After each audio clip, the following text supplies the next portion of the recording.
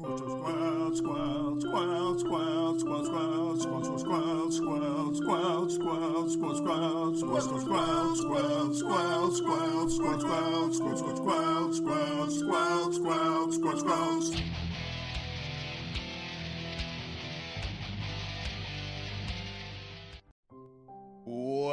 back to Squelch, the Video Game Book Club. I'm Dano. I'm Mad at Arm. And I'm Storm Rage, and we're here to remind you that Clair Obscur Expedition 33 is a game, and games are supposed to be fun.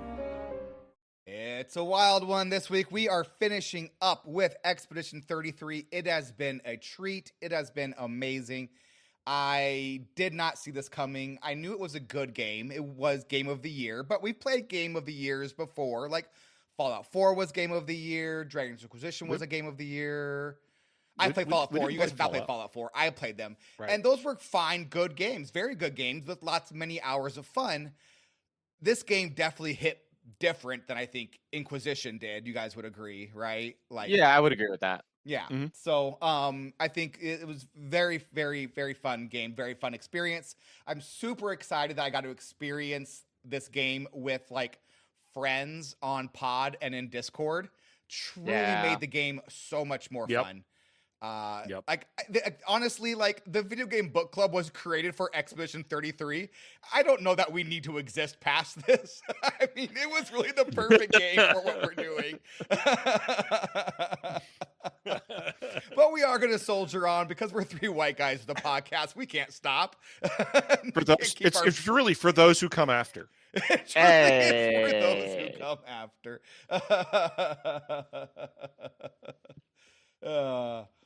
Next week, we are starting with Final Fantasy VI. We're using the Pixel Remaster. I don't believe you have to use the Pixel Remaster. I don't think the story has changed. There are some quality of life changes that I have noticed in Final Fantasy VI. So you can you can toggle run walk off, which really speeds up the game, to be completely honest. So you don't need the sprint shoes at all anymore. It basically is sprint shoes on all the time, which is nice. You can put sprint shoes on and then go faster, apparently, which seems a little bit out of control. Yes. It's very fast.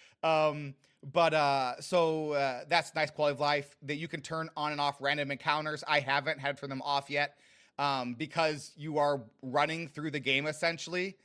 It seems like I'm just running into fewer random encounters. So I don't think you need to worry about that. At least I haven't had to yet. One thing that Diego did ask, and I think it's a very good question, if you haven't played any Final Fantasy games before, don't worry about it. The Final Fantasy series, they're all standalone games, unless you're playing one of the sequels to the standalone game. Final Fantasy VI is its own game, completely self-contained, no DLCs, no expansions. It's just Final Fantasy VI. So if you haven't played any Final Fantasy games before, no big deal. This is one of the all-time great JRPGs. Truly encourage anyone to play this. It is a gorgeous game. It is a fun game, and it isn't like a super intensive game like Expedition 33 was. It is very much, you can play it quite casually at the speed we're going to be playing it. So it also has one of my favorite villains of all time. Truly one of the great video game villains. Yeah. Yes. Yeah. So next week, Final Fantasy VI, and this will make sense when you get there. I just don't want to give away any spoilers for the beginning of the game. So play until Locke gets out of bed. So that will make sense. It'll be about 5 or 6 hours, depending on certain things for your playthrough. Probably mostly 5 or 5.5 for most of you. It was 6 for me because I spent some time doing a little bit of grinding for some rages and stuff. That took a little bit of extra time, but not necessarily required. So it'll be about 5-6 hours of the game. It'll be a very clear, obvious break point. So play until Locke gets out of bed. Should we hop over and thank some patrons? Yeah. I am pretty incredible. Thank you to our patrons, to our Twitch subs, to people who hang out in chat, and to everybody who listens. Your support keeps this podcast ticking. If you want to support our show, head over to twitch.tv/DanoPlay and make Jeff Bezos give us a couple bucks. You also go to patreon.com/squelch, and you can and then give us $5 there if you want as well. We do truly, truly very much appreciate it. Every dollar really kind of goes to us keeping the podcast hosted, and then everything extra on top of that goes to the games we play.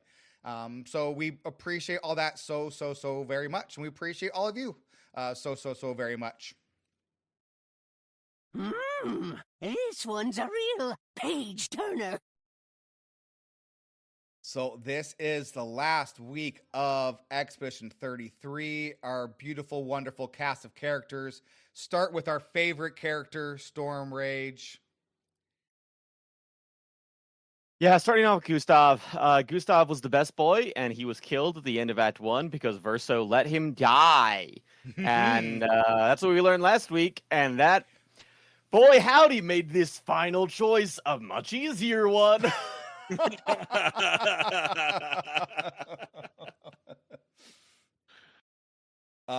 Next up, we have Mael. Mael is 16, volunteered to join the expedition because she didn't feel like Lumiere was her home.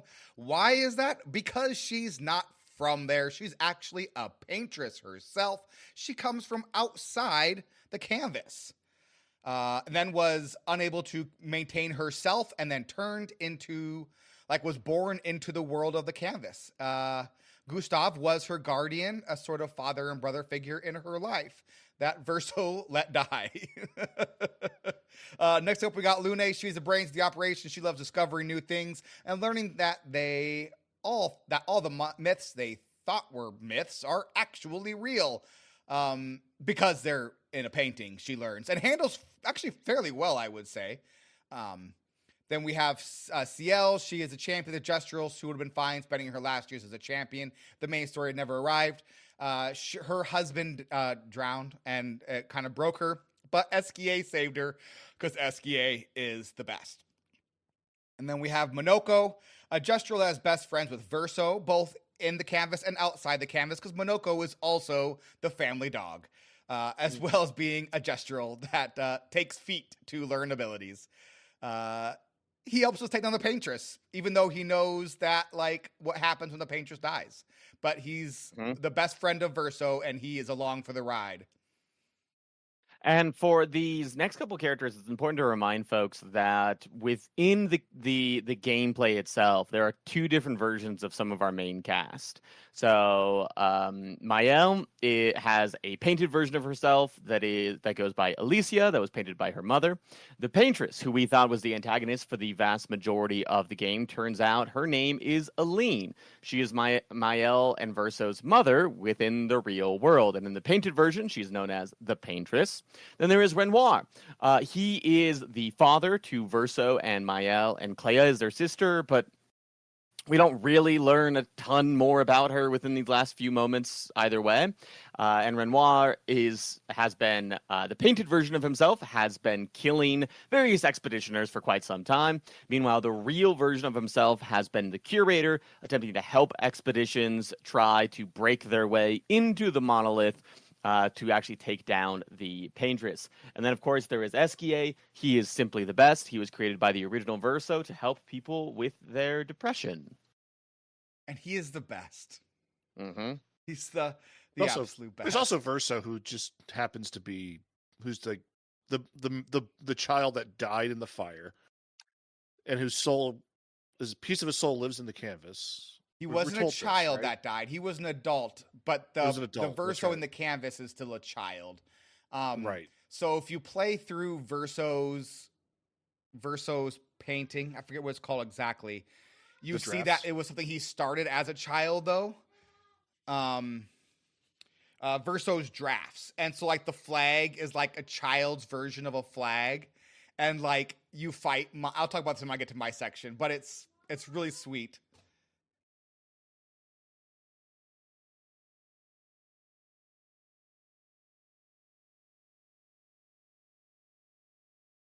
Sorry about that. Should we hop into the Expedition 33 recap? Let's do it. Yes. For those who come after. Storm Rage, finish our story. What? Finish our story. Oh, fantastic. After finishing whatever it is we did last week, which by and large was helping some companions resolve various traumatic events or backstory ideas, we now officially head back to Lumiere. Our goal? Finally remove Renoir from the canvas in order to save it forever. Mael summons the army of soldiers that we saw at the beginning of Act 3, but admittedly haven't seen since. She then talks about how she cannot hold these soldiers for very long. Boy howdy, it's only a good thing that we spent 5 days doing not this. I'm sure that made things a lot easier. It's fine. SK, yes, Matt? It was fine. It was fine. It's fine. Yeah, It's fine. yeah, normal. SKA drops them off, and Mael tells SKA to stay away so that Renoir doesn't destroy him. Tomorrow comes, Mael says as she stares forward, and our army clashes with Renoir's. Yes, Matt. Do you wonder? I was really hoping for, like, when she said that, like, you know, just that song from Les Miserables, like, do you hear the people sing? Oh. I could not stop imagining Avengers Endgame at that part. It was very that's like, and honestly, that's not the fault of the game. That was just Avengers Endgame ruining fun giant battle scenes. To be honest, I blame Endgame for that, not this game for that. Be very clear about that. This was cool. That was just whatever, but. Now, as we cruised through town attempting to find Renoir, there isn't a lot of specific story beats here. There's a lot of discussion. There's a lot of, are you sure you're ready for this? Yes, I know this is what I have to do. He's your father. Yes, I know. Verso is oddly quiet about most of this as he simply sits there and broods. Because unlike Gustav, Verso has two moods, brooding and freshly done brooding, and those two are it.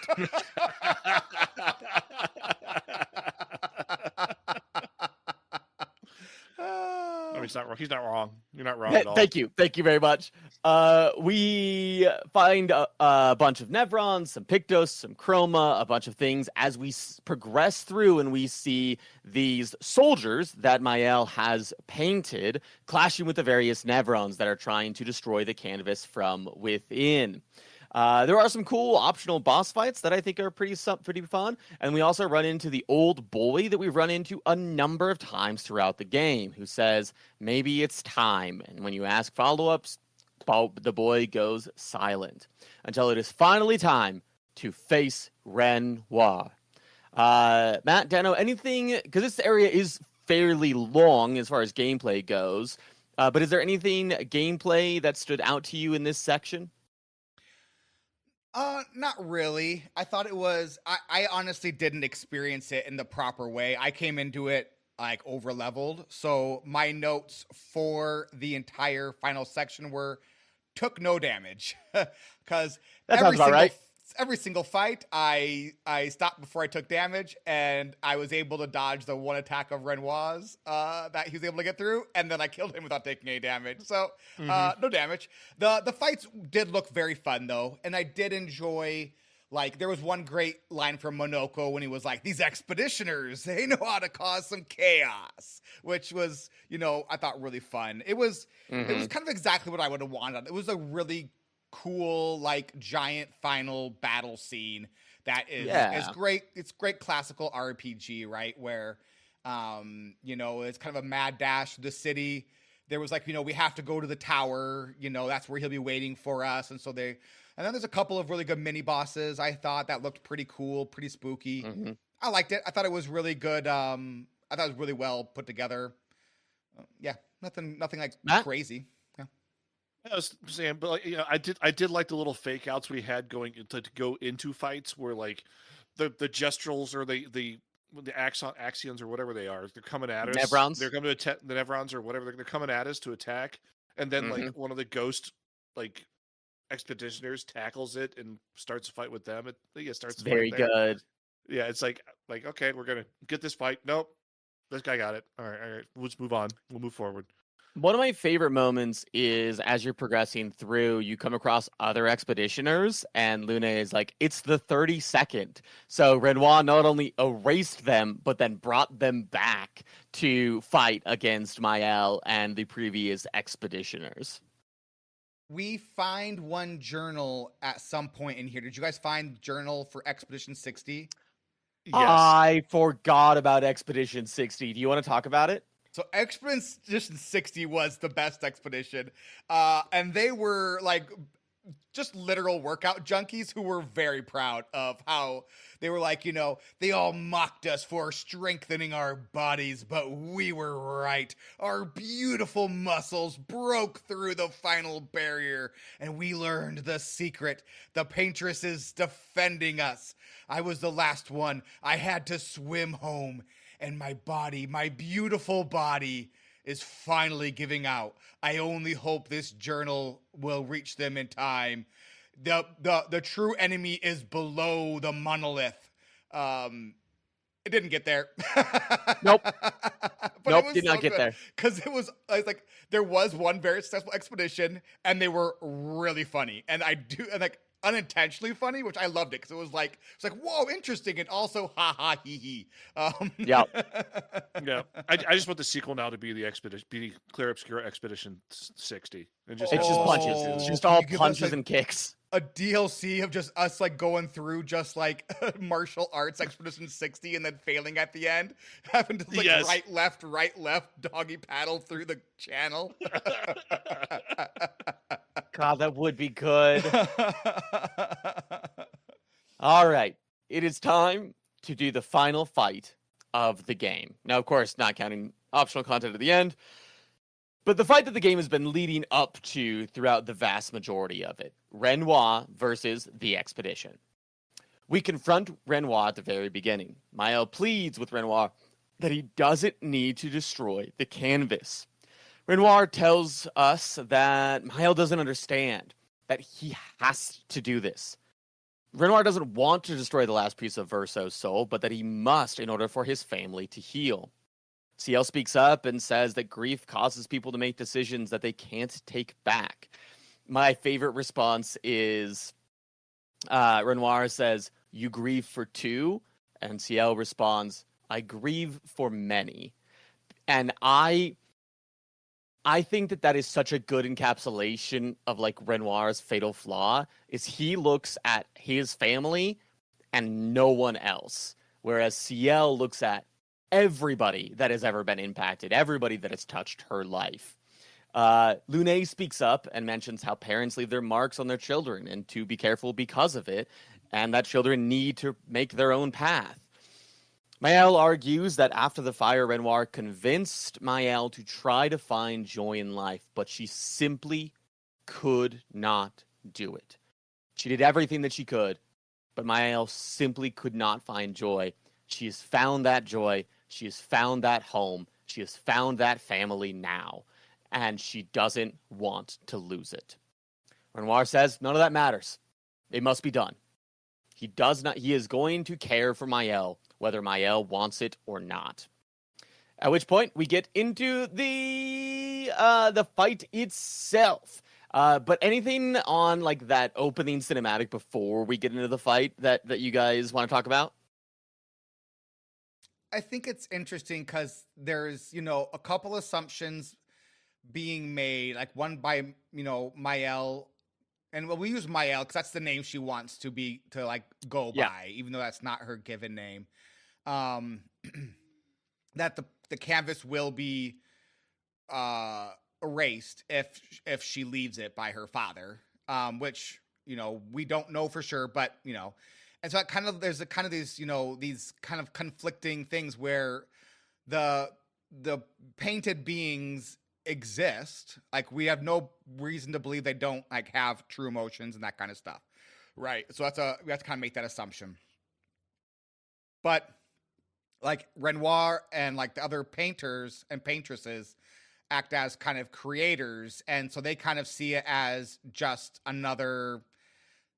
They see it as real, but like not as real as the real world, which I kind of agree with. And then not necessarily agree with, but I can kind of see the point of view, right? Where it's kind of like, at what point is creation, the art becomes no longer belongs to the creator, right? That's something we always talk about. Yeah. But I do also kind of like empathize with Renoir, not for him wanting to destroy the painting. I think that's not okay, the canvas. But speaking of his daughter, she's still a 16-year-old child, right?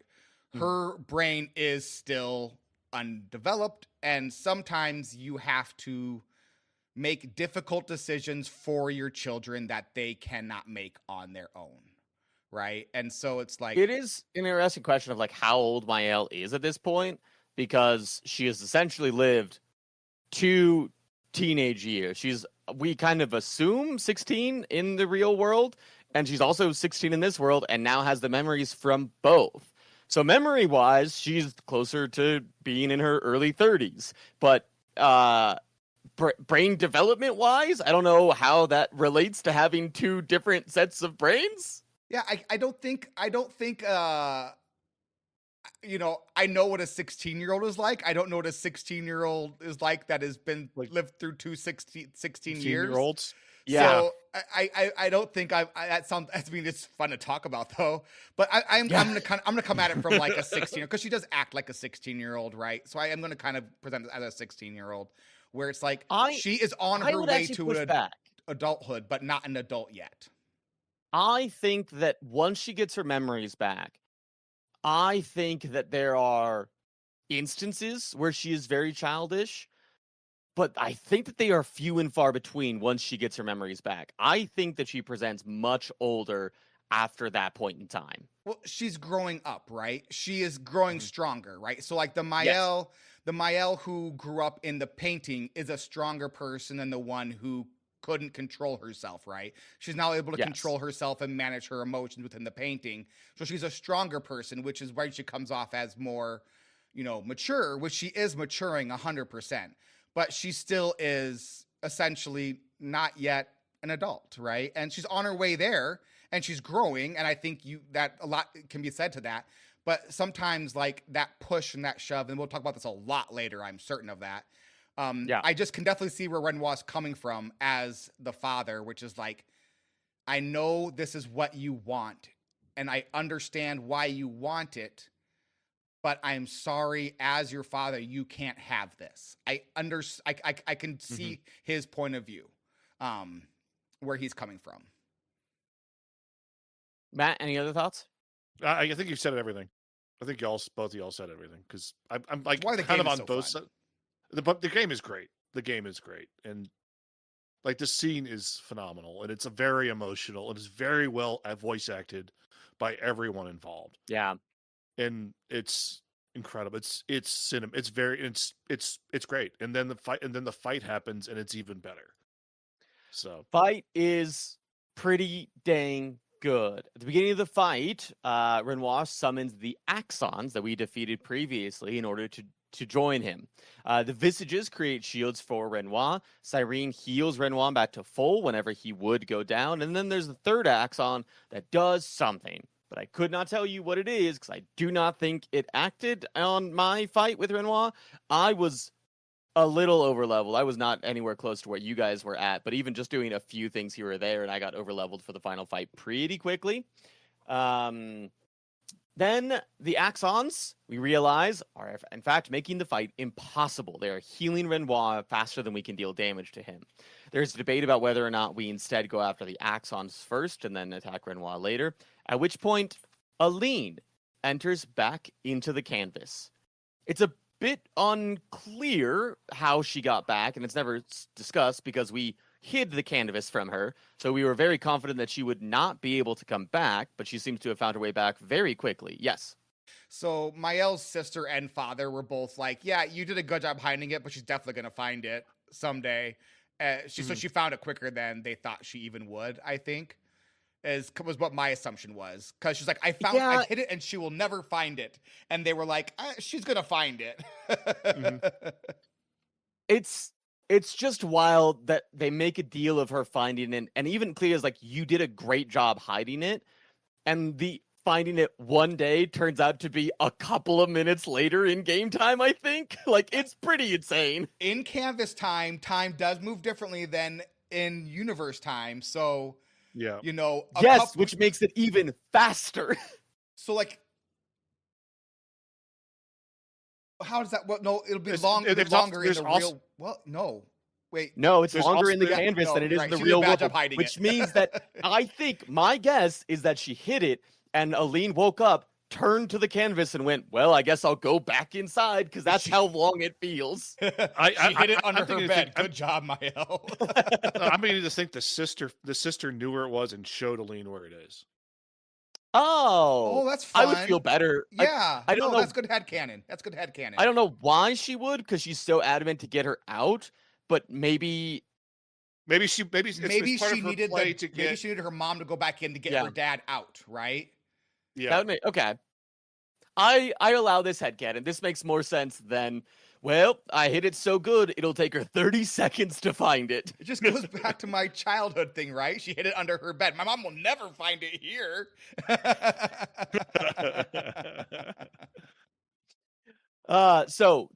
Lean enters the canvas and reanimates the paintress figure that we fought earlier and takes down the axons, which means that we can go back to Renoir.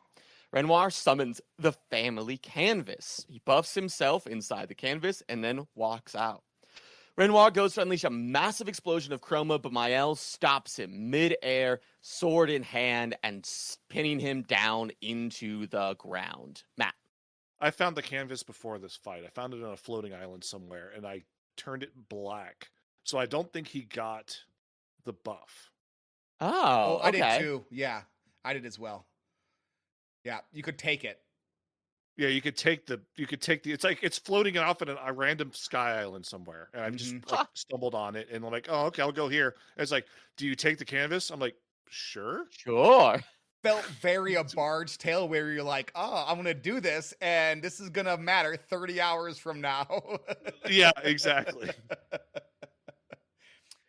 Now, I know kind of one of the bummers here is that because of the way that Act 3 is structured, this boss fight really doesn't feel like a boss fight for most people. But even with that said, how did you guys feel about it? I think it was the closest to a boss fight for me, and I'm guessing you guys pretty easily cruised through this. Yeah, no, it was a joke. Like I got like Celine to heal him once, and I was like, oh, okay, I just whatever. Let me just do that much damage again. It's fine. Yeah, I was yeah, it was I just did the same damage to him. It was I think it was like 3 hits to knock him down to 0 or something. Yeah, So. it was pretty. I was like in the mid 60s. I was like in the mid like high 60s. So it was like this was like not a problem at all. I was in the 80s. It was very simple. Jeez.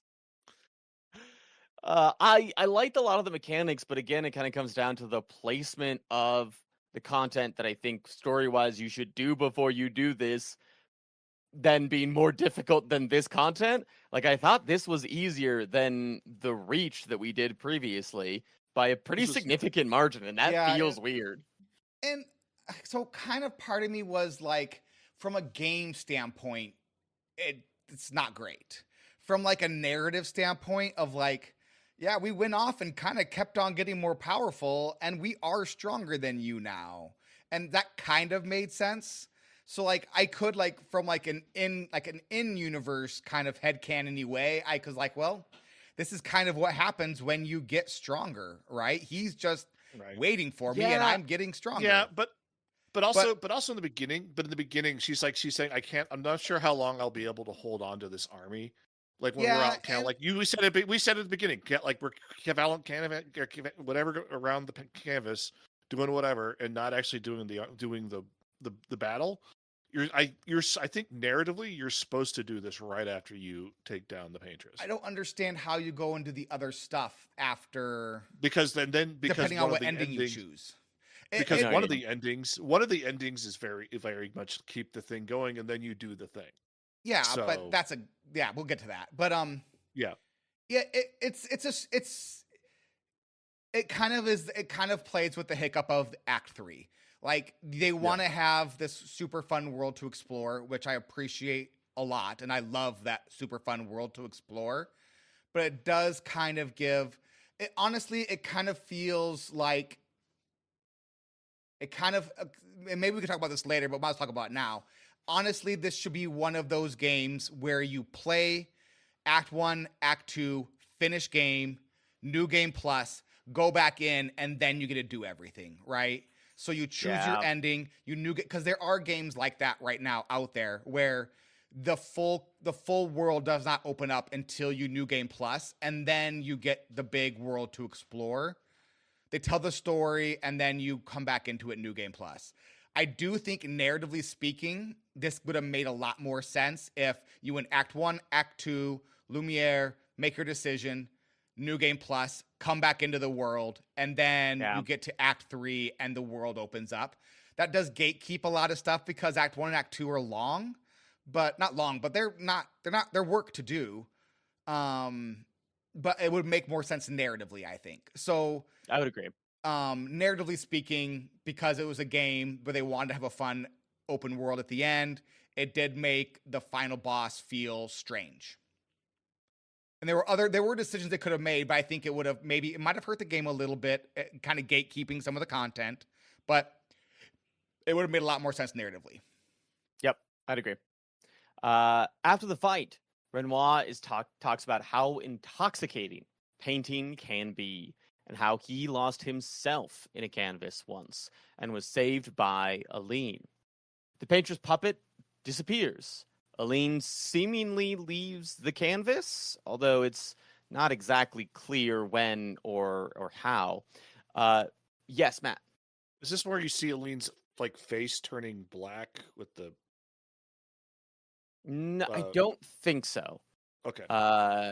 Or is that you later? See her earlier when Renoir is showing the effects of painting and how he can't stand to be next to a living corpse.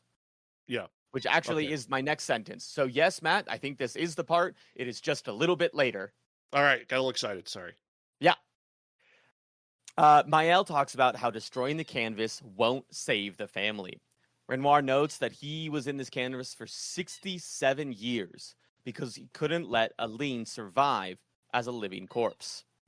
He agrees that he cannot lose Maël again.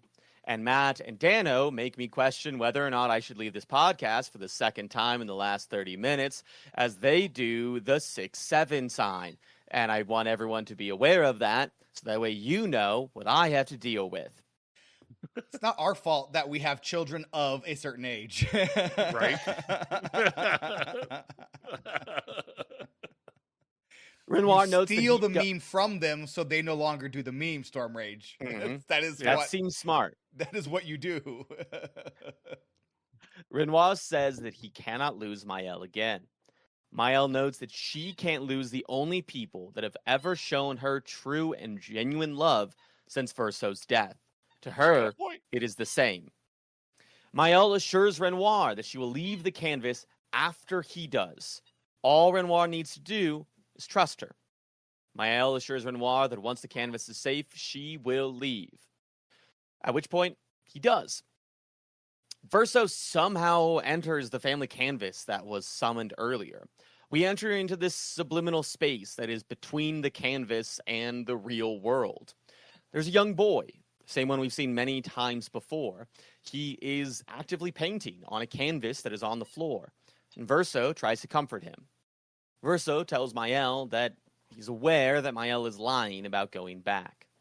Maël is adamant that she has a chance to live here. She was robbed of that chance outside.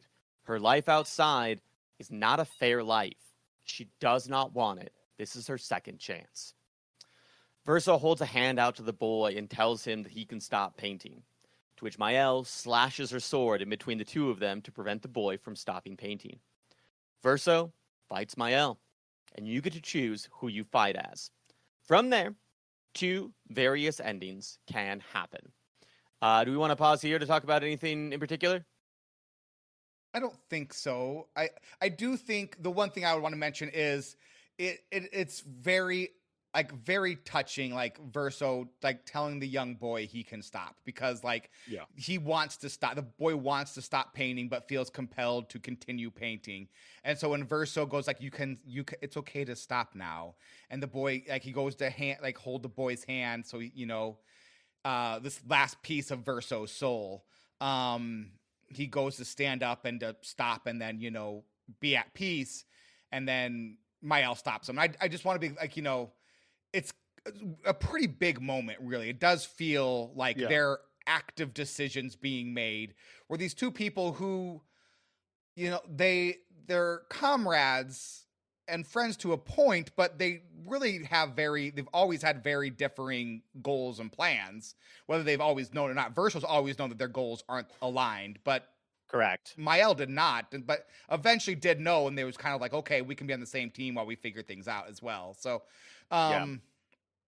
it really is kind of, it was really interesting and really, like, I thought, very jarring moment where, like, you're kind of in it and seeing Verso comfort this boy, and then all of a sudden the sword is summoned, and then it pans back and you see Mael like, no, I am not allowing you to stop this. You will not stop the painting. It was crazy. It was interesting. It was fun.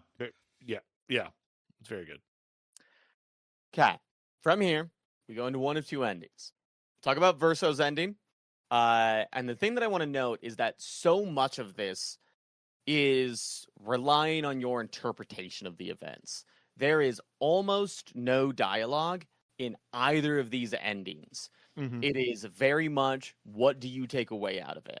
So I will do my best to explain what happens, attempting, knowing that I will fail, to pull my own bias out of this, and then we could talk about like what that actually means and what we took away from it. In Verso's ending, if you play to fight as Verso and you defeat Mael disintegrates after being forced out of the canvas. Verso tries to comfort her as she is leaving. Eskie and Minoko enter into this space. Verso tells Eskie and Minoko that he will miss them dearly, and they are gommaged. Ciel enters the painting, somber. She walks to Verso and is gommaged before they can touch. Lune stays outside of the space, staring daggers at Verso before sitting down, seemingly ready to accept the end. Verso reaches out his hand to the boy at the painting, the piece of Verso's soul that has been stuck in his canvas for these last years. The two are gommaged as the world fades to black. The Desandre family gathers at Verso's funeral in the real world. Mael is holding an Eskie plush, while the rest of the family is gathered around. Cleo holds a bouquet of roses on Verso's grave before leaving back into the house. Aline is comforted by Renoir. Mael has a vision of her friends wave one last time before they are gommaged as well. And that is the end of Verso's ending. Can I say one thing that I disagree with? So Lune stays outside of the space. I don't know that she was staring daggers, ready to accept the end. I kind of read it more as just sadness that her friends were gone, right? Because we don't know if the painting is removed or not. So there is a chance that Lune's, because she did not enter the liminal space, didn't gommage and is still living in the painting, right? I cannot see a single world in which Mael leaves this painting and the painting is not immediately destroyed. But it just doesn't make sense to me why that would not happen. We don't know though, right? Because her father at the end did agree to not destroy the painting, right? Right? He agreed to leave the painting. He did not agree to destroy the painting. And if the taking the other way, if the painting is not destroyed, then this ending makes no sense, because then Mael can hypothetically go back to the painting whenever, and there's basically no loss outside of 4 characters. That feels weird to me. The only way that it makes sense that Mael is this sad in this moment and waving goodbye to people is if the painting is destroyed. But Dano is correct that is an implication that I am making that is never explicitly stated. And also it's not Mael. It's just Alicia, and Mael is in the group that's waving away. That's true. Yes, Mael is also in the group waving as well. Yeah. So she's like, yeah. So I would call her saying goodbye to Alicia that life, right? at any point in time. Yeah, but the way I interpret that is like, she's saying goodbye to that life in the painting. She's moved on. The grief hit the process of grieving is approaching its she end is beginning the process of grieving and moving on with her life. Yeah. Correct. Yeah. It's a fun game.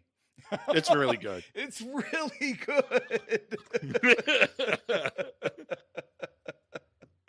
And also, she has an SKA plush, and I want one. She Yeah, has I a do love the wonderful, SKA plush. love the merch drop there. It's like, hey, do you too want an SKA plush? We know you do. You can get one at ignstore.com. I don't know what exactly it is, but I'm sure IGN is selling one. They sell something of everything. Probably. Right? In Mael's ending, Verso, after being defeated, begs Mael to please let the boy stop painting. For this boy is the reason that Verso can never die. This piece of Verso's soul is attached to him. Verso pleads that he doesn't want this life. Please, Mael, let him die.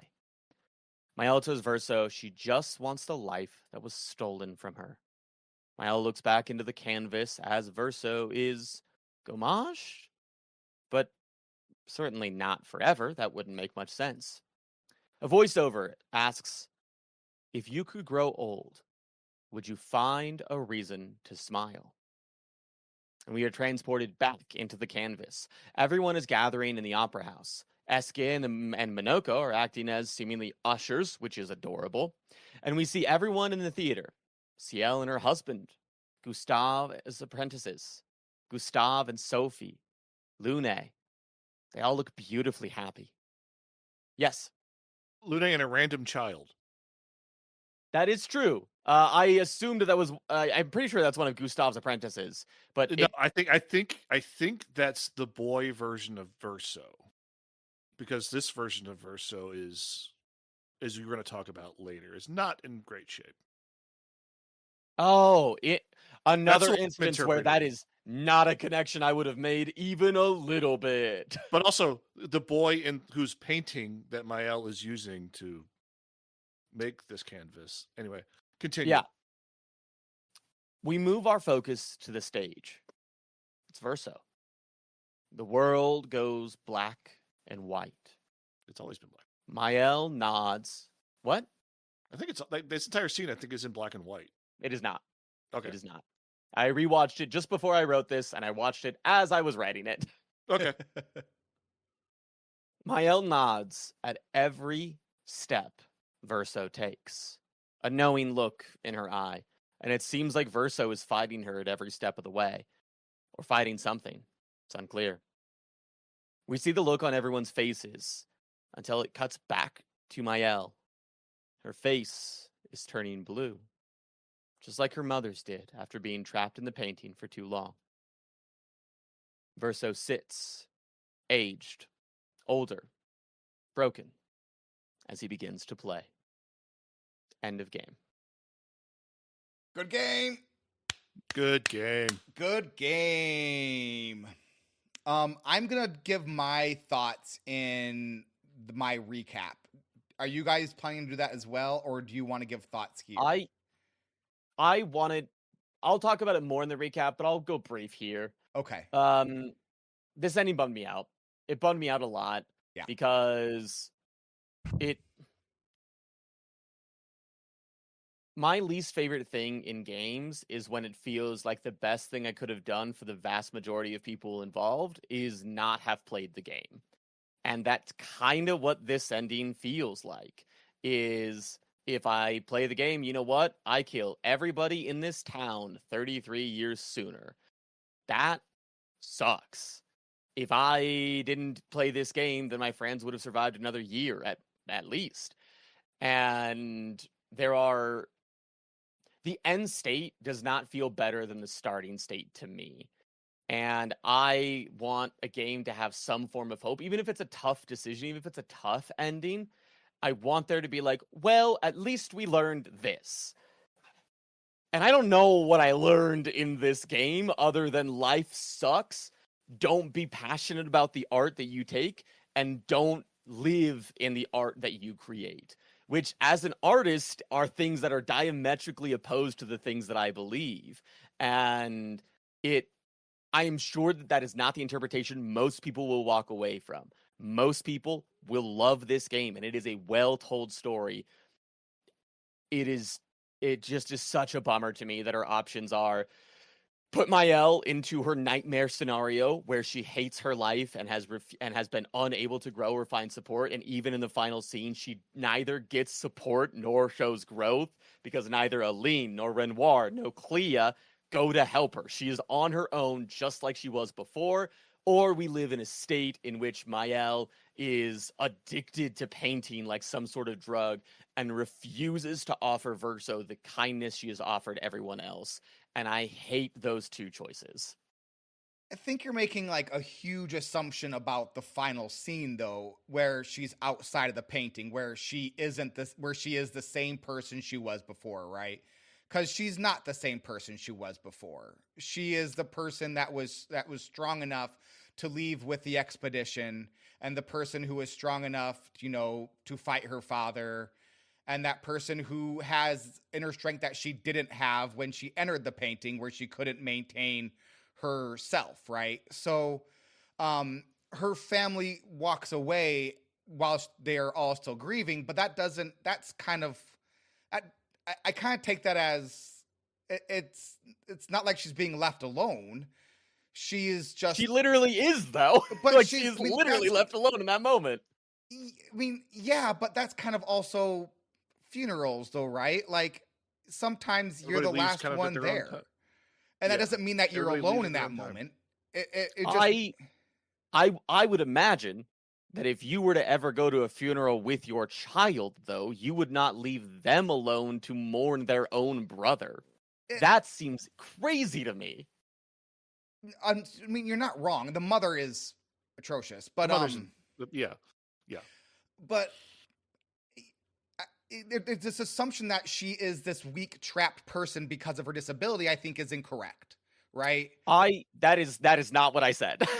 Well, 'cause I think that's kind of the implication, though, right? Is that she feels trapped in this body that she, based on her mistake, right? She made the big mistake with the writers Sure. that led to the death of her father, led to the death of her brother, which led to her burns and her inability to speak, and her feeling trapped in her own body. And that is the hell that she was living, right? And that is the Mael that no longer that the Mael kind of recreated that strength that she lost, that person who was strong enough to believe that there could be a conversation between the writers and the painters, right? This person who believed that she could go and talk to the enemy. And she lost that. She had that strength and then lost it, and then found it again when she was forced to leave, as opposed to the person that refused to grow and then basically died of addiction, right? And so I think that, like, she was alone at the end, but that doesn't mean that she is alone, that she is doomed to be alone. I think that is a bold assumption. That's the assumption I was kind of not making at the end there. That goodbye moment when she was saying goodbye to Mael, that she is strong enough to be herself now and to move forward. I did find it to be happy, but it was like a real world happy where it's like everything isn't fixed because the story wraps up. And I think that's why the story is so beautiful. I super get that. But for me, the reason she was able to accomplish those things is because of people that are dead. Every single person that she has ever grown attached to is gone, right? Like, the Verso that she actually talked to, gone. Lune, Ciel, Gustave, Eskie, Minoko, the people that helped her are all gone. Meanwhile, the people that treated her poorly, the people that refused to give her love when she needed it most, are the only people there, and they leave her alone at her brother's funeral. And so, am I making a bold assumption saying that she's going to be alone forever? Yes, I am making a bold assumption on that. But I know that if I were in those shoes of I've been going through this terrible thing, and all of a sudden, every single person that I cared about, that cared for me, that I grew with, was ripped away from me, after I had that already happen once, I would never recover. I would be broken forever. Well, you just gotta get stronger, like Mael. I think that's the power behind the story, though, right? And I think that's that's what makes the story so amazing, is that it was brave enough to tell, like, it was very modern. It was a story beyond video games, right? They were telling. It was like a novel. It was really it's a amazing. tragedy. Yeah, it's a tragedy. It's a tragedy. It's a tragedy. No matter how, like, the entire game is a tragedy in like the best possible way. Yep. Because everybody ends up changed. Everybody either is remaged or is gone, or in the main character, which is Alicia, is changed either for the and this is all up to your interpretation, for the better or for the worse. Yeah, And you can also, but also you can choose which is also you can choose what future you want for her, and you can interpret each future in any way. And it's wonderful. Thank you for using the word tragedy. I use tragedy over and over again in Discord and forgot to use it when I was talking just now, but it's very much like a tragedy though, right? It's like an old-timey tragedy. It's like tragedies are incredible because of like the sadness and then the things you can learn from them, right? Like Romeo and Juliet is not a good story if Romeo and Juliet walk away married, right? Like yes. Yes, but you learn a lesson, right? You learn a lesson from those things because these characters have fatal flaws. I do not think there is a clean lesson to learn from the tragic ending here. I think it is tragic for the sake of here is the piece, here is the emotional impact we think we can have. But call me a cynic, it seems like the tragic flaw is don't care about the things you make. No, it's not. It's not that. It's not the things you obsess over. Yes, because like when you're in the painting, when you're living in that world, you're obsessing over that world. You're obsessing over the lives of these characters that you have created. You're living with them. You're using them as a blanket for your own trauma. And but you're not facing that trauma, and you're torturing your brother in the process. Yeah, so it was beyond living within your art. It was like refusing to leave the world you created, right? It was obsessing over it. It was sitting in your room surrounded by filth while you just watch the same anime over and over and over again because it's too hard to go to work, school is too difficult, right? And then it's that classic NEET, right, who just like lives in filth. That's kind of, I feel like, what was the end. But right? then if that is the cautionary tale, if that is a tragic flaw, then the game presents that there are two options for that person, which is one, stay in that filth forever, or two, burn it. And that, I think, also sucks. Well, I think it was just leaving it behind, right? That's what it was. It was leaving it behind. Sure, yeah. It was leaving it behind. And I think that's sad and hard, right? I think a lot of us do that as we grow up as well. That thing that we loved and was our obsession, we have to leave behind. And I kind of, is this like a very sharp, big version of that? Yes, it is, right? Like, that version being every friend you have ever known because all your other friends betrayed you, killed your brother, and then your mom blamed you for that death. Yeah, that is awful. And that is terrible, terrible, but also story. But also keep in mind, the mother also lost herself in the painting. And yeah, very much cautionary tale, right? And then was like, came back to like help the daughter lose herself in the painting. The mother is truly the villain of the story, I feel like. Yeah. I felt for like normal Renoir in the, like, cause like he's lost his wife. He's about to lose his daughter. He's lost his son. Right? He's lost his son. Yeah. He is trying to hold whatever he can together. Yeah.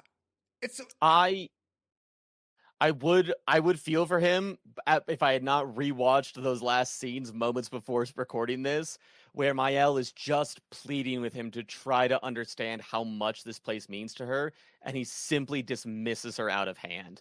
And he might even be right. This might be an instance in which, yes, listen to me, I am right, but the fact that he refuses to show empathy there when she needs just a drop of it really frustrated me. I think he did though, right? Because he tried to explain that he has been here and he understands, and that he knows what it means to be lost in a painting, and that he has himself had to have been dragged out of a painting before, right? He does all that. I understand after he lost. Yes. He didn't do any of that until he knew he was going to be expelled. Because he had nothing left. He was going to lose himself in the painting at that point. So he had to just like, you know what? I'm going to lay it all out for you here. So this is the truth. This is everything. This is your father at his worst. Here's me. Take what you will. I'm not saying he's a good person. No, I absolutely don't not. think I think he's a person trying to do his best in a bad situation and isn't doing a great job of it. And that feels very real to me. I think that Yeah. is the part that really resonates with me is like there no one in this game is doing a good job. Everyone in this game is trying their best and failing at various degrees. And as someone who has tried their best and failed at various degrees many times, I really resonated with this story because it was like I see where every person is coming from. I can see where, you know, where Verso is coming from and just wanting to grab that only bit of agency he has, whatever that might be, and where Mael is coming from, which is like, I finally have friends and a family. Why do you want to take this from me? And I can see where Renoir is coming with, which is like, I know what you're going through, but you have to lose or you leave or you will die. I can kind of see where everyone's coming from, and I think that's why it resonates with me in such a fantastic way. So I think that one of the things that has been a kind of a defining through line for me that we have not specifically addressed is, are the people within the painting sentient, and do they have life? Knows, right? That is the big Knows, right? question. So It's I like, think we can assume Verso is to a certain extent because so I think we are assuming that souls exist, right? Because Verso says part of the original real Verso soul is trapped in the painting, and that is the boy who is painting, and a little bit of that is also in Verso. But as far as the rest of the I don't know. I think that is the big giant question, right? Do they have agency, right? Because Mael is able to steal that agency from them, as we see in the end. I don't know. It's fascinating to think about. Because I think for me, if they are sentient, which is what I believe based on my interpretation of the gameplay, and otherwise it feels kind of cheapened to me. If not, if all of the other actions that have been happening are predetermined by somebody that isn't me, that kind of feels bad, then I think Verso's ending feels even worse. Because not only are we killing Verso, taking Mael out of the painting, we're committing genocide, right? Like, we kill every single sentient creature in there. I mean, at that point, like, all that's left is CL and Lune, right? Of that group of like just those people Lune, from because Sayel is gommaged. Just Lune. Yeah, she walked through and was gommage. I suppose technically, yes. There also still all the Gestrals and the Nevrons and the creatures that are living out there. They're called. Yeah, but I think in a way, because the other opportunity is to bring them back, that not doing so is still equally as bad, right? Like, if we're able to bring them back, do they truly exist outside of being creations, right? Like, if through just through a brush of the painting brush, I could have said that better. I don't know how to, though, because I'm not good at talking. They can be brought back. Were they truly, what is their, I mean, what does that mean for their sentience, right? If they can be like right. painted away, they can be erased and repainted, right? Sure. Then what is human sentience in a world in which Thanos can snap and kill half of them? I don't know. And somebody just snaps and bring them all back. back. Exactly. Yeah. Are we paintings to God? That's the real question. That's kind of where my brain went, right? He is risen indeed. I sure hope somebody doesn't gommage my painting. Happy Easter, everybody. Well, they won't, because you're a writer. We've already talked about this last week, Stormrage. I honestly think I am under-equipped to fully evaluate this game, because that question that you just asked right there, right? Because we get fully into the world of philosophy, I feel like, at that point, which I think, again, is a testament to this game, where, like, I feel undereducated to fully evaluate the story, which I love. Like, I think that's really neat, where I struggle to fully evaluate the story because I know I did not do a good enough job of learning in school, in both my literature classes and in my philosophy class that I didn't go to very often, to fully, like, evaluate this game. But I still get to try, which I think is so fun. And that is the cool thing about art, is I am undereducated. I am not doing it right, but I still get to have an opinion, and so does Matt, and so does Stormrage, and so does Torby in chat. everyone gets to have an opinion about it. And that's what I think that's what is so cool about this game specifically. If every game was this way, that'd be a bummer, because I don't need to be sad after every game. But Right. I do love that this game did kind of get there. And we're going to get all this into our I think we jumped the gun, but it's okay. It's why this game is so fun, for me at least, is I know I don't have the education or the skills to kind of explain the feels and what I'm thinking, with both literature and philosophy. Because I do think like the ability to kind of like go into both of those, which is probably why Storm Rage is much more properly prepared for this than I am. But that's kind of my feels for it, right? And it's very much me putting on, I think, like the way Storm Rage is looking at it through the lens of his art, and I'm looking at the lens of kind of parenthood, because it's kind of like what kind of like where we're at and what we think about, right? And what's like on our minds on a regular basis. And I think those are both incredibly important things. I think, and so like seeing it through Storm Rage, I did not think of it through whatsoever at the eyes of like living in your art. And that is super cool. And that definitely makes me look at this whole game in a different light. Because it can be interpreted that way. And I think it's a really valid opinion and a valid way to feel. And I think it kind of does. I can definitely see why I would be frustrated if I were Storm Rage, because it does feel like, well, my art is important. Of course I live within my art. Yeah, I think that's great. Yeah, no, I like it. I love it. Good. Beautiful. Great. Beautiful. Great. Wonderful. To just to put a bow on the bit here. To quote Captain Kirk in Star Trek V, or to paraphrase Captain Kirk from Star Trek V. What does God need with a painting? Which one is Star Trek V, Matt? This one where they meet God and shoot him.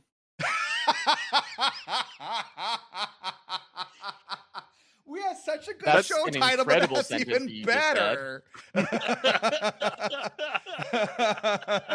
I see you already added it in there, Matt. Yep.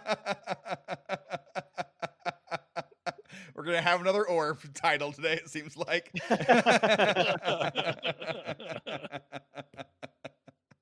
I mean, there's two endings. We have to pick one. You get to choose.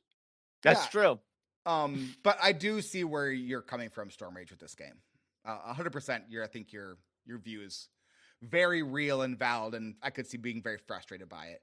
And I do see like where my view of Mael as a child is also incorrect as well, because there are times that as a 16-year-old, you have to say, my parents are wrong, and I have to take the lead here as well. And so I think that's also something important to see as well in this, where I do believe that her parents are as capable as maybe they once are or will be again, are not capable in this moment through grief and through the terror of the war they're fighting and through like just their desperation of her family. Like she's kind of on her own. And so like, I don't believe it's fair for me to go, well, her dad is right and you should listen to your dad, because I don't believe that is fair or right either. She's obviously very much having to kind of forge her own path to a certain extent. So there's a whole lot going on here. And the thinking and talking about it is why I'm so happy we have this podcast. Because honestly, I would have finished this game and been like, that was rough. I could think about that a little bit. Okay, moving on to the next game I want to play, or New Game Plus time, and I would have kind of like put it aside. And instead, we get to talk about it with friends, which is so cool. And the main reason that I wanted to talk about the ending is because I think that there's just so many aspects to consider, and so much is left in an interpretation. Like, am I super confident in some of the things that I have said, even though there is nothing in the game that explicitly tells me that I should be? Yes, you bet your bottom dollar that I am. But again, that's up to artistic interpretation of these things, and it's always interesting because I know that like one place that I really struggle in understanding is like parenthood, and hearing you guys talk about like from that perspective is like, oh yeah, that is a significant point of view that does not cross into my brain in the same way that it does for you guys. And I figured we could have that I don't know if it's a fun conversation, but I think it's at the very least an engaging conversation to have. And then when we get to our reviews, then we don't have to worry about like arguing with other people's thoughts on the reviews. I do like that. I think it's a good way to do that as well, though. So I do appreciate that. Matt, you had a thought? No, I just saying I had fun discussing this. This is great. This is just perfect. For sure. I don't know what's right or wrong. Right. I don't know what the right or wrong is supposed to be. I don't speak French. She got it over tea with Finley. Yeah. Hello, old friend. Just the one Let's meet for leg drop. tea after the match, shall we? Sorry. Star Trek 5 got me. Matt, what'd you do this week? I just did the final area. That was it. That's all I did. Storm Mage, how about you? Yep, I did the final area in my brain. I was like, when I finish, I'll either do a new game plus or more final content. And then the ending hit, and I went, nope, and I closed the game down. Know that feeling. I did the opposite. I kept on playing before the ending because I know me, and I knew when the game ended, the likelihood of me going back and playing stuff would be small. So I did everything else up until I was like, I'm ready to end this game. So I did lots of stuff. So first I went to the Dark Arena. That was like the gestural arena with like the super tough bosses. Finished that one up. Golgro came up at the end, was like, I didn't sanction this arena. And then the judge was like, oh no, defend us. And so we did. And we fought Golgro and won. I was like, ooh, maybe I can fight the Golgro at Gestural Village. So I went there and she beat the pants off me. I was like, oh, nope, never mind. Went to Dark Shores, cool little zone, some fun little enemies in there, found some Pictos, found a carousel out in the ice, and like know when you could go left or go right, and then the guy was like, don't go right. That's where the scary part lives. It was a carousel where you used like your ability to break pillars to free the carousel from ice, and it made the guy happy there, and I felt like a nice person. Went to Frozen Hearts, which is a super cool zone. There was a chromatic Vilever. Yeah, nailed it. Vilever. Got there. That gave everyone blight, and it had someone with a lantern, and it would like just had an AoE blight attack, and you could shoot that lantern to remove the blight, or you could do what I did and equip anti-blight to everyone, and then just smoke it. There was a manor door here with a record called Clea, Don't Pull Your Sister's Hair, which I loved a lot. Found Journal 51. There was the white dance teacher, Nevron. She was one of the flying, like, angel-looking things. And she had, like, you had to parry 13 attacks in a row there. And they were, like, super crazy, super hard. It took me, like, forever to get this one down. You did this one too, Matt? I did this one too. This was nuts. Yeah, it was really hard. You got a sweet outfit for Lune there. Verso and Monoko lived here for a while, and this is why Monoko is afraid of those big ice Neverons, because they're all over the place here. The final boss was a giant ice Neveron that wore a train engine as a hat, and it was very jaunty and fun. Went to the Chosen Path, and this was 5 one-on-one battles where there were 5 canvases, and you had to pick a person for each battle. And I accidentally paired up Mael against the one that was weak against fire. That one was very easy. This was super fun. So you had the 5 one-on-one battles, then you went and had one final battle. It was neat. Killed the Frost EVK world boss. I was over leveled, so that was super interesting. Found another lost Gestural, and I finished with 6 out of 9 Gestrals discovered. Couldn't find those final 3. I could have flown over the world slowly and maybe found them, but I was like, I'm not worried about this. Went to the Crows, the zone called the Crows, where you had to shoot all the crows first. And once you shot all the crows, then this giant, like, scarecrow guy with a fun hat showed up, and he was flying, so you had to shoot him a bunch. Went back to the Endless Tower, there were, like, other bosses located in the Endless Tower zone. Tried those out. I was underleveled for all those. Ended up finishing around stage 9-2 or something like that. And then just moved on, because I wanted to do other things first. I believe there are 11 stages there, so maybe I'll go back, maybe I won't, but got around 9-2, somewhere around there. Killed that flying giant serpent that was in the air. Do you remember seeing that cool giant dragon-looking thing? So it was called the serpent hair, something like that. It would eat your AP, so it would, like, eat AP, and then so you'd fill up with AP, and then it would eat your AP, and then it would go, it has eaten too much AP. And then it would do this giant, like, chunk, chunk, chunk, chunk, chunk, chunk, chunk, and then boom, it would explode. And if you dodge that explosion, it wouldn't hurt you, but it would hurt itself. So what I did was just base attack, like, had the double base attacks on. So I had everyone get AP to 9, and then it would eat all the AP, get too much AP. It was super duper fun fight. went to the fountain, and this was neat. So the fountain zone, there was a white Neveron named Blanche. And Blanche is happy I helped the other white Neverons find their purpose instead of killing them. Blanche said that Clair in fact made all the Neverons. So the Neverons were created in order for yes, Dean, to do stuff, specifically to hasten the end of the conflict between her parents. So the Neverons were actually created by Clair, which I thought was super interesting.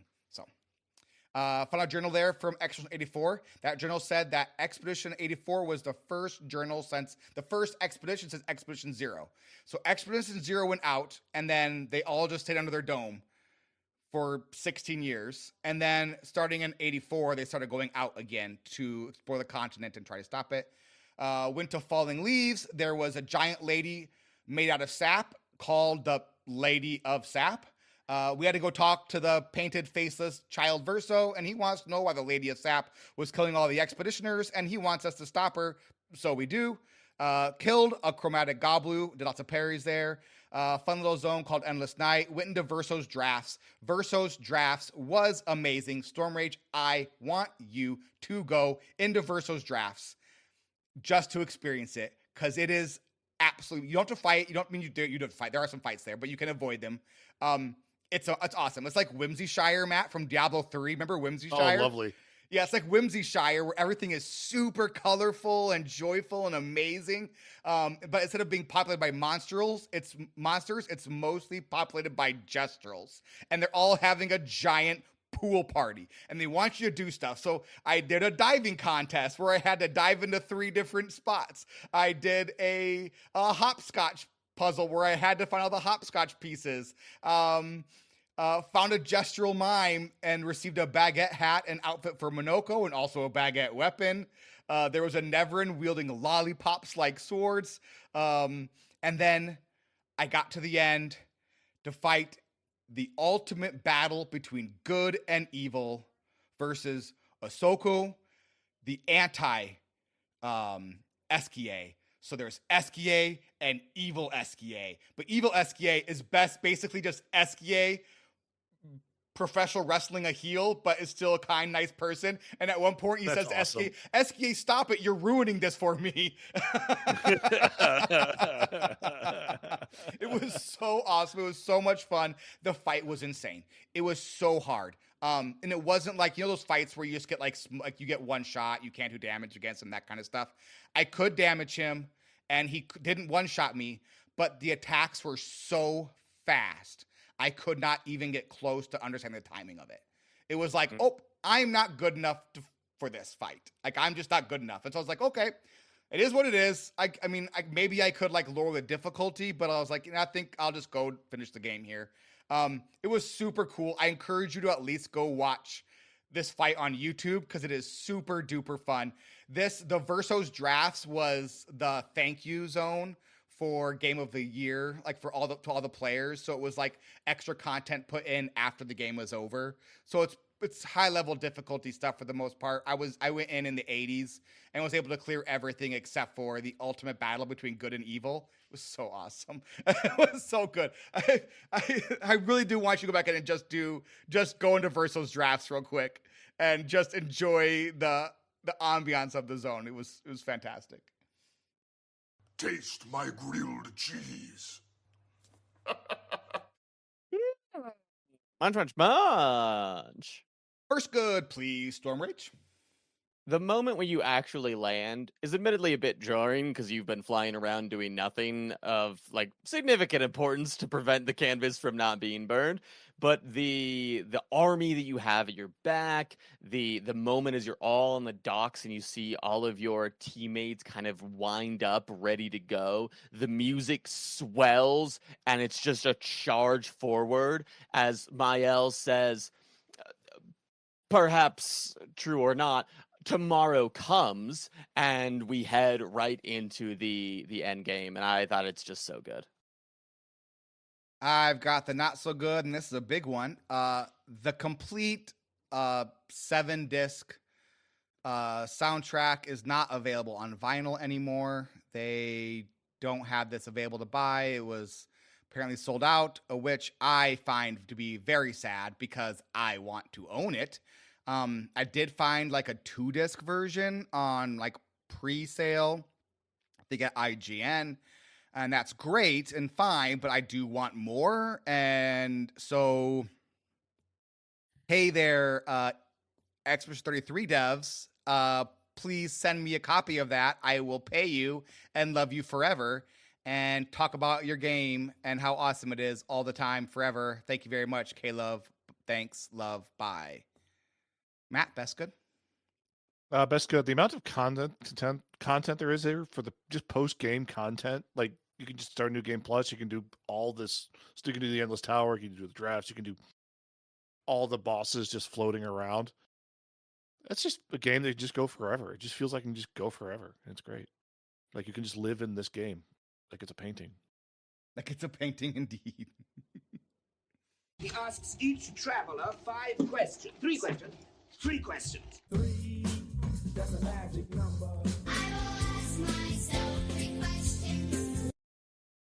Hey there, Matt. What'd you like?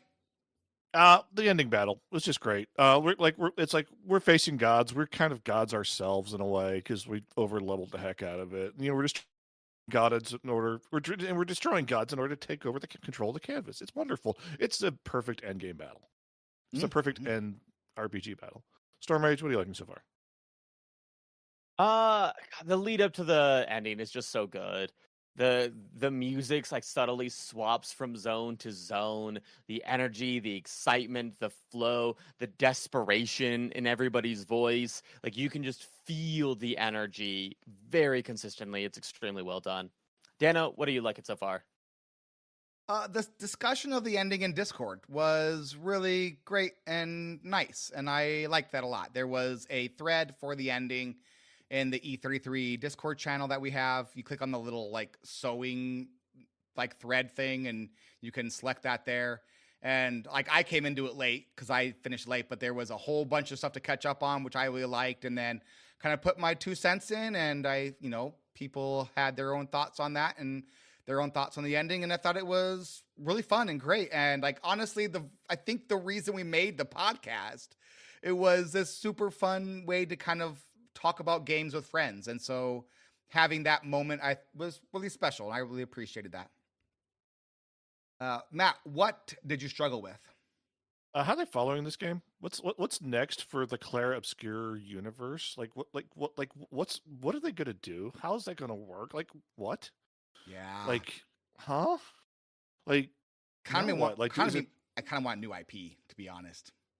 I mean, yeah, but also like Clair Obscur, like, just is so yeah. So the Clair Obscur is the universe, from what I understand, and Expedition 33 is the game. So it's like Clair Obscur or something writers. I don't know. Like Page 33. I don't know. Ooh. What's next? I would rather them take a Final Fantasy approach and have the just give us a new game in a new world. Yeah, I get it. Yeah. What are you struggling with, Storm Rage?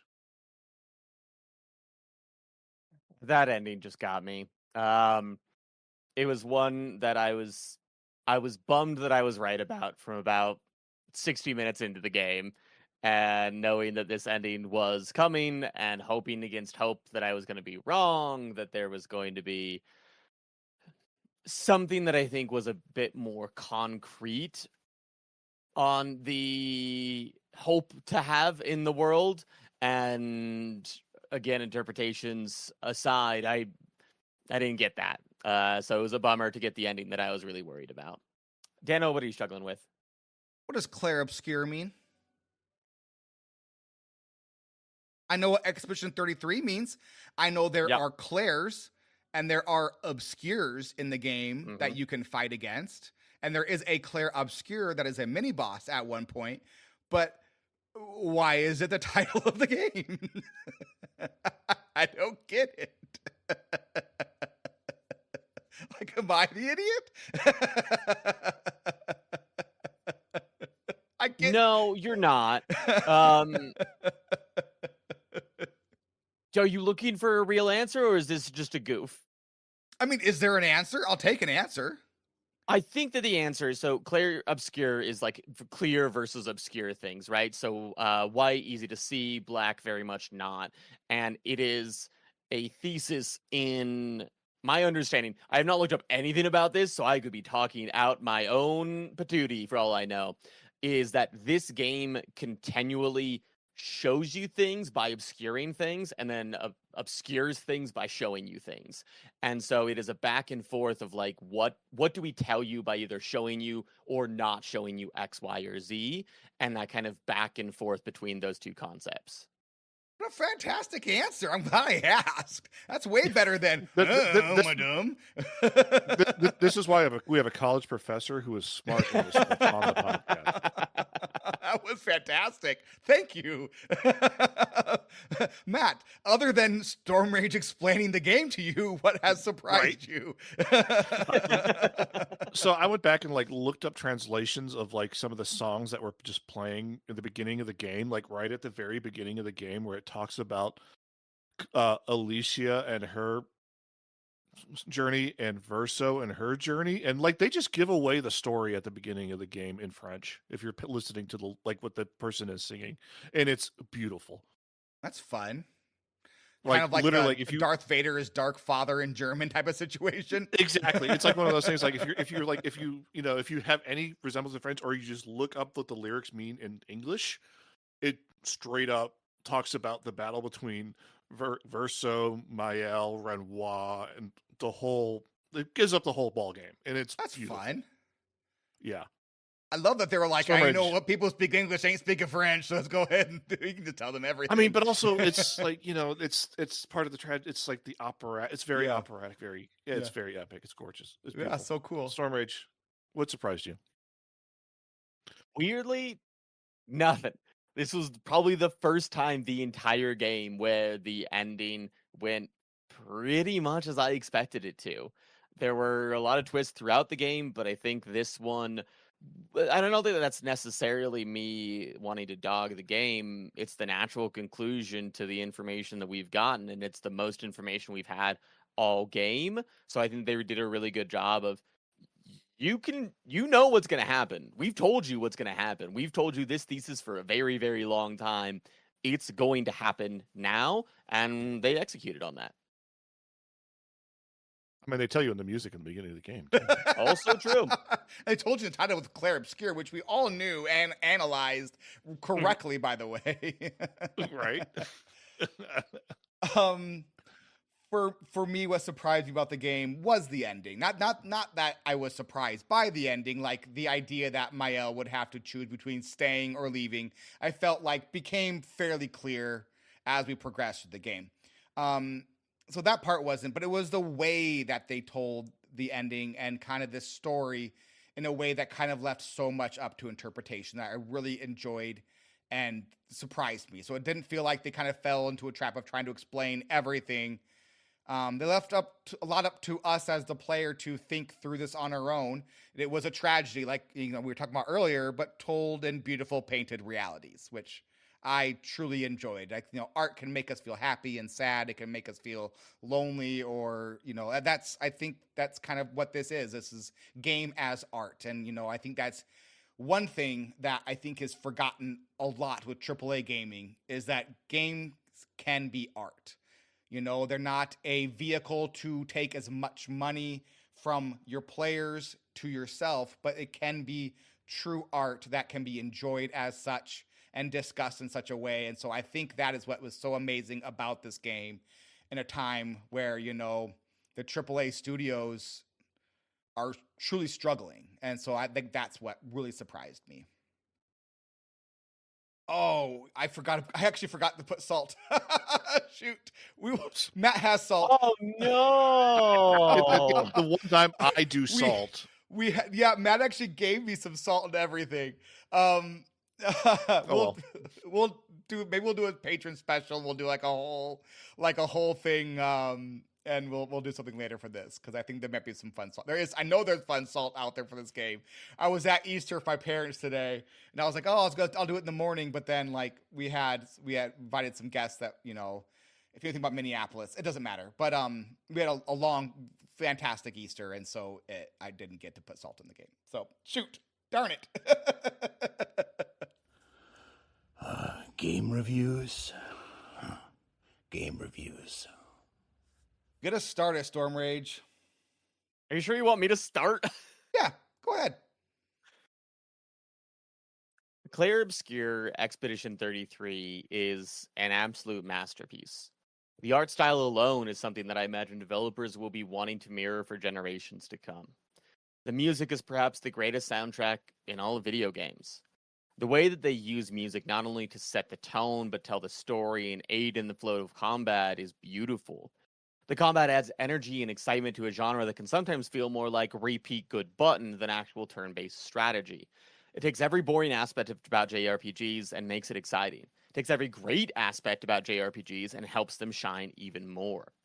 The story is beautifully told and executes on exactly what it wants to say. Any criticisms of Expedition 33, I think, are difficult to levy. I don't think there is an objective thing about Expedition 33 that everyone would agree, yeah, this was just terrible. There are small things. I personally hate the transition into Act 3 beyond words, but even still, that game is worth it. I was more engaged with this game heading into the end of Act 2 than I have been in any JRPG since Fire Emblem Three Houses, which is a game I played a lot of. Grinding those axons or figuring out the fight against the Lamplighter were like some incredible all-time moments for me. So when I say that I won't revisit this game, it isn't because the game isn't astounding. It is because it tells a story that I do not need and do not want to hear a second time. When I play games, I want to be inspired by hope, by art, by compassion, by creation. This isn't the story that I took away from Expedition 33. In fact, it served to me as a warning. Do not be too engrossed in your art. Do not let yourself be consumed by hope. The ending leaves no good options for the player. Again, my opinion, rather than stated fact. In Versa's ending, I interpret it as, we've destroyed Mael's home. The place she feels safe. The only place she's ever felt supported and loved. And all of the characters we have met all along the way, including Esquier, are gone.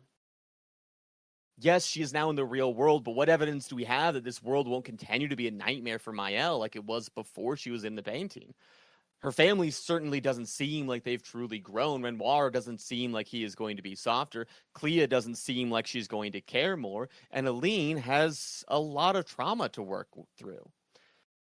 So we see Mael grow, but not once has she shown any desire to return to the world where she was an outcast. And honestly, it's hard to blame her. In Mael's ending, we doom Verso to a life he does not want, and we watch as Mael fades away entirely, just as her mother did. There is no hope. It seems like an undercut for Mael's character that we experienced earlier in that very same day. She homages Alicia and Renoir and Aline without a second thought. Verso, meanwhile, begs for this, but she refuses. She has been addicted to the canvas. She has become a tyrant who is no longer capable of understanding what made the painting wonderful. The free will of those in it. There is no good lesson to take away. It is without a doubt an amazing and beautiful and philosophical ending that could be talked about for years, but it isn't the ending that I had hoped for. It feels unfair to have this game as low as it is on my list. I think from an objective point of view, it is likely the best game that we've played so far. But I want to play games that will inspire me. So even though this game is absolutely incredible, I think after 35 hours, I do not need to visit Lumiere ever again. It may be childish of me, but with the world as dark as it is, I am too exhausted to have endings with no truly good options. If there was ever a patch or a secret ending, which there wouldn't be, likely shouldn't be, and I think most people would be frustrated by, then I would continue to come back time and time and time again. But until I feel as though the actions I take in the game can lead to a positive outcome, definitively, I can't come back. Very well spoken, Storm Rage. One thing I do want to push back on a little bit. Esquier will live in our hearts forever. That is is true. true. He truly does give the best hugs. All right, Matt, give us your thoughts. This game is so heavy. Right. Dear God. I love this game, but I'll start with stuff that I really just kind of fell off me a little bit. Like the Lumina, Pictos, and stat increases right at the beginning just didn't work for me. Like you had to get into like once you got into it, it was good, but like right off the bat, it just didn't seem to like it. Just there wasn't enough tutorial or something that pushed you in that direction. The beginning of Act 3 is rough. The beginning of Act 3 is really rough until you kind of figure out where you need to go or gain the appropriate levels you need to have. These are just minor flaws and not game breaking at all. Like these are just minor things, and personally, in my opinion, the game does everything else beautifully. Gameplay, visuals, music, story, characters, and dialogues are all impeccable. Dialogue is impeccable. I love everyone I encountered. This game is just art. Like we have discussed it at a length with everything we've talked about in the podcast. The game is just art. It is up to interpretation. It's beautiful. For me, the story is a tale of loss and mourning and how tragedy can break someone and break a family. It's about a world that one creates when reality becomes impossible to manage. It's about a husband trying to save his wife from her own world. It's about daughter finding her own voice and getting lost in the same world as her mother. It's about a son who was lost and only exists in that world and acceptance of that passing so that everyone else can live their lives. At the same time, it's a group of people trying to survive, doing the best they can today because they know when their time is up. It's on the monolith out there. It's about leaving a path and a trail for future generations to build upon that life, to survive and continue for those who come after. It's about loss and hope and love and everything that matters. And there is hope in that. I really want to experience this story again. I love Minoko, Francois, Esquier. I want to experience the tragedy of CL's story. I want to follow Luna's journey and discovery of herself and figuring out who she is outside of her parents' goals.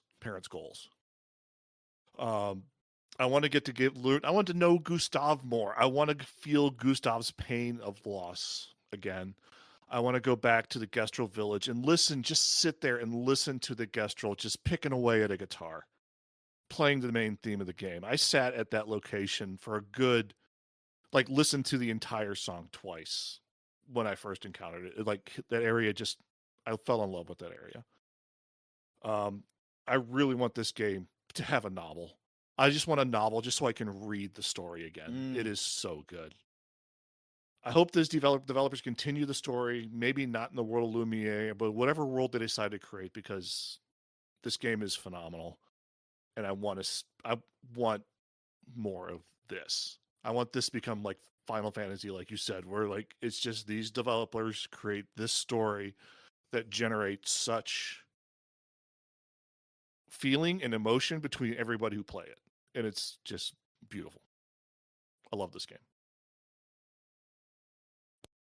I think it's my turn. So I'll start how Matt ended there. I loved this game. I honestly, truly believe I have not played a better role-playing game. The story is amazing and leaves you guessing up until the reveal. The art is magnificent. The combat is engaging. The voice acting is absolutely incredible. The characters have fantastic depth. None of the characters are perfect.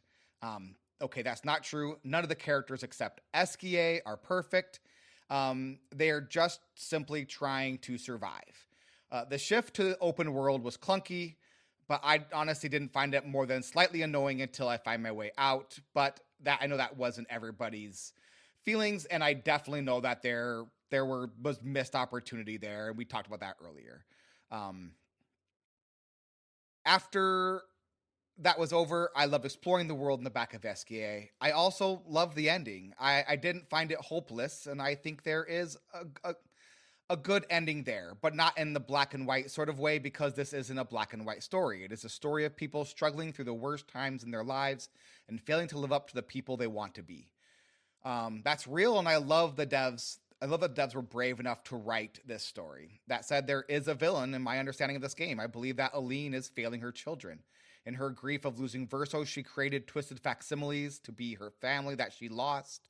She recreated her dead son and forced that person to deal with the realization that he was simply a copy of a dead man. She also recreated her daughter, but not the daughter she was from before, but the daughter who was betrayed by the writers and that fire that led to Verso's death. That fire who was scarred, that daughter who was scarred and unable to speak, as if she wanted to punish her daughter again and again. Then she left that daughter to deal with the grief of losing both her brother and her mother. I think both endings are powerful but different ways. In the ending where Mael remains in the painting, she's unable to deal with the consequences of the fire and the writers. She's unable to move on, her mother enabling this behavior until she dies. That is sad and tragic, but a story I think we can all understand. I find hope in the ending where Mael leaves the painting. I'm happy Painted Verso was finally able to find agency in the life he was given. He was able to become that big brother that he took away from Mael when he allowed Gustav to die. The big brother that helped a little sister move on with her life. She has a life on the outside. It's not the life that she had before the fire, but that doesn't mean it can't be a good life. It will be hard. She'll have to work, but she isn't the same girl that became trapped in the painting. She is strong, and Verso sees that. I'm also happy that he was able to help that little bit of soul that was left in Verso's painting to find some final rest. I'm also struck by the final shot of Lune as she watched her friends go mage, unable or unwilling to take that final step with them, but sitting outside and watching them go. It is a sad story, but not a tragic one. I will return to this game, probably not right away, but I'm sure I will play this game again someday. Should we get to our rankings? Yes. Awesome. Yes. All right, so should we start with our other than top 10s? Yes. Stormage, you want to get us started there? Yeah. My outside of the top 10 are Cult of the Lamb, Darkest Dungeon, and Chrono Trigger. Matt? Outside of my top 10 is Dragon Age Origins, Obra Dinn, Darkest Dungeon, and Cult of the Lamb. Outside of my top 10 are Obra Dinn, Cult of the Lamb, Mass Effect 1, and Dragon Age Origins. Stormrage, get us started with your number 10. Number 10, Dragon Age Inquisition. Matt, number 10. Mass Effect 1. And mine is Mass Effect Andromeda. Stormrage, number 9. Mass Effect Andromeda. Matt, number 9. Andromeda. And mine is Chrono Trigger. Give me your number 8, Stormrage. Life is Strange. Ooh, Matt at Arms. Dragon Age 2. Mine is Darkest Dungeon. Give me your number 7, Stormrage. Return of the Obra Dinn. Ooh, that's wrong. Matt, give me your number 7. That'd be Chrono Trigger. And mine is Dragon Age 2. Give me your number 6, Stormrage. Dragon Age 2. Matt. Life is Strange. Mine is Mass Effect 3. Top 5. Give me your 5 there, Stormrage. Mass Effect 1. Whoa. Give me your number 5 there, Matt. Mass Effect 3. Mine is Dragon Age Inquisition. Number 4, Stormrage. Clair Obscur Expedition 33. Still highly ranked. It beat out a Mass Effect trilogy. I think if I was going purely just on how I felt right now, I think it might be like number 10. But looking at the rest of the journey, right, like leading up to it, if I had just stopped at the end of Act 2, this might be number 1. So then to add in the ending of like dropping it 3 felt fair. Oh, that's good. No, that's perfectly fine. That's great. And we're going to talk about our rubrics after we're all done. Yeah, I cheated. My rubric doesn't match the points that I gave it, but we can talk about it. That's fine. I don't care. There's no rules. Since when do we do rules on this podcast? What's your number 4, Matt? That'd be Inquisition. Mine is Dispatch. What's your number 3, Stormrage? Dispatch. What's your number 3, Matt? Mass Effect 2. Mine is also Mass Effect 2. Give me your number 2, Stormrage. Mass Effect 2. Give me your number 2, Matt. That'd be Dispatch. And my number 2 is Life is Strange. Give me your number 1, Storm Rage. Mass Effect 3. Matt? Clair Obscur Expedition 33. As Easily. is mine. Number 1, Clair Obscur Expedition 33. Should we go over our tiers, regardless of whether they add up or not? I'm perfectly fine either way. Yeah. Yeah, sure. I'll be What- quick. I gave everything an S. This game's perfect for me. The Nice. game was beautiful. I love that. What'd you give art and graphics, Stormrage? S. I gave it an A simply because I struggled at the beginning with getting the settings right. And Mhm. some of the outfits continue to look a little bit off. And like my computer is good. And so like I really struggled with like getting the settings exactly right. So I just kind of knocked it down to an A there. I really thought my computer was good, and then I did more research very recently because I was like, man, my computer is not holding up as much. It's because I haven't updated it genuinely in 10 years. Yeah. This game made my fan just go purr. Like Yep. it was like, and I have like a 3060, I think, and it was That's what I've having got a- as well right now is a 3060. Yeah, so it's like it was crunching for a bit. There were a couple hiccups, but like it's just beautiful. It actually taxed my graphics card. I think it's the first game I've played on this computer that did that. What'd you give game mechanics, Stormrage? S. I thought the game mechanics were just really, really stellar. So did I. I don't know that I will ever play a game I enjoy this much. Like I love the turn-based mechanics, but also with the parry system. So clever. I loved it Right. quite a bit. How about characters? S. I know that I've made a bit about it. I loved every character except for Verso. I think that, and it's understandable, but looking back on it, I don't know if there is a single time in which Verso does not act by selfish interests. Oh yeah. Yep. Oh yeah. Yep. And that kind of a bummer.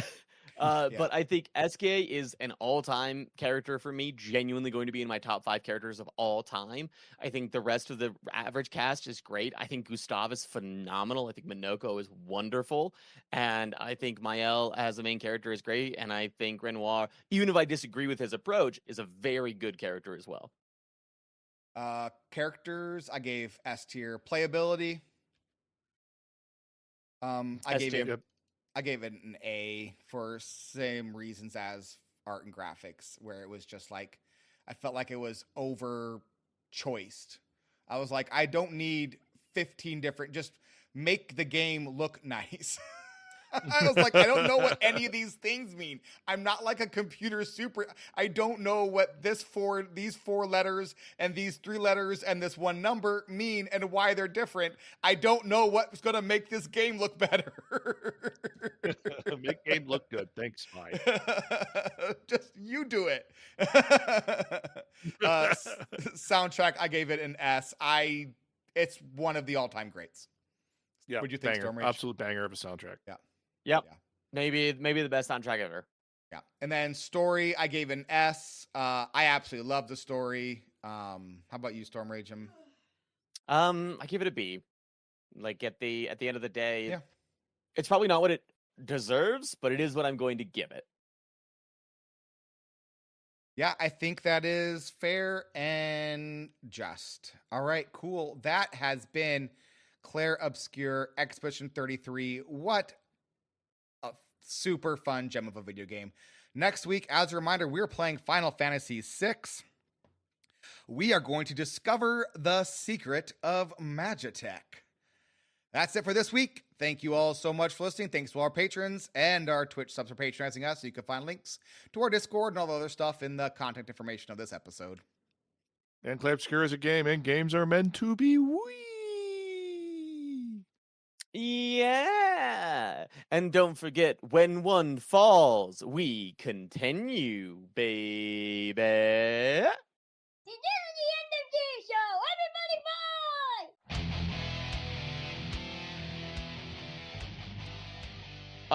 A thought process for you guys.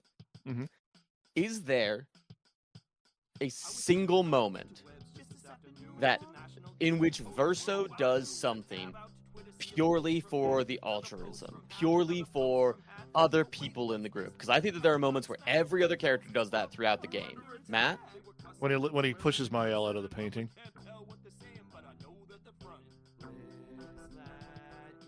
What, at the very end? At the end, yes. No, no, absolutely not. He is doing that so he gets to be out of the painting. I mean, he dies as well. He dies after that. That is his intent, though. He wants to be dead. wanted to die. He's been doing that this whole time. That is his driving force. Yes. I mean, no, and I think that's kind of what makes him interesting, though, too, right? Is he is kind of a foil to Mael, right? He is the anti. And Mael. a foil to Gustav, right? Because Gustav does everything for others. Yeah. And he's worried about Lumiere. He's not really worried about himself. He goes on the expedition for others, not for himself, and kind of pays the price for it. Yeah. No, I'm not saying you're wrong at all. I kind of wonder. It's one of those situations where it was like, this isn't the character we got to know isn't the character that started that way, right? They kind of talk about how they went and created a dome to protect Lumiere. I mean, tried to live there, but then got, they, kicked him out for being, whoever. And then, at the end was like, I just want it to be over. And then was the one kind of like driving them out of his own selfishness to end it all, right? I think that's, no, I don't think so. Mm-hmm. Yeah. I still liked him, though. I loved Verso. Well, it's I think it's an interesting choice to make him the player character in the second half of the game. It's like fascinating. so you're forced to like, because he's the one you run around with at camp, so he is the main character of the second half of the game. So like you're forced to like see it through his perspective of everything, all the conversations you're having. So yeah. I just want Gustav back. That's all I want. New Game Plus. Yeah, I'm not gonna do that. I don't think I could return to the game immediately. I might be able to like go in and like bounce off of like do the other, like some of the other zones I didn't quite hit, but I think recreating the game, it would be like going in and playing Last of Us 2 right away after that game ended, right? That game, Matt was there. That game broke me, Storm Rage. Like, like broke me as a person. Like, I still get like upset thinking about that game. Like, that game truly broke me as a human. Like it was rough. Like, you could ask Joel or Matt. Like, that game broke me, and like to the point where like I understand how you're feeling, which you love a game but also hate that game because of the story that was told in that game, and you're like, I hate this. I don't like this. I don't want this to be this way. Stop it. You're wrong. I get it. Completely get it. Yeah, I still have not revisited either Last of Us since I played Last of Us 2 during COVID. I can't. As much as I love that first game and truly enjoyed the second one, I can't go back to it. I mean, there are amazing movies that I were like the same where I would just refuse to watch ever again. Like, it's just, it's the same kind of feel. But like, I think a lot of time, and I think some time and some like just that itch of like, I just want to do the combat. This sounds fun. Like, the stories. Like, I just want to do JRPG combat that's like amazing, and can I do that and just make this build? And I think the only way that I would ever like genuinely return to this game is if I had a save file, I went through, I finished up with the prologue, and then I just played Act 1 up until just before the lamplighter, and just do that section of the game because it was my favorite. Is there a version of Is there a version where just Mael and Gustav just jump down instead of playing with rocks for 10 minutes? God, give me that patch. Give me that patch. I'll never stop playing. You don't have to throw a rock at the painters. Just go already. Just take the rock with you. You can throw it off SKA's back. Good game. All right. Should we take off? Yep. All right. Thanks everyone for hanging out, and we'll talk at you again next week. Bye-bye. Au revoir. Mon ami.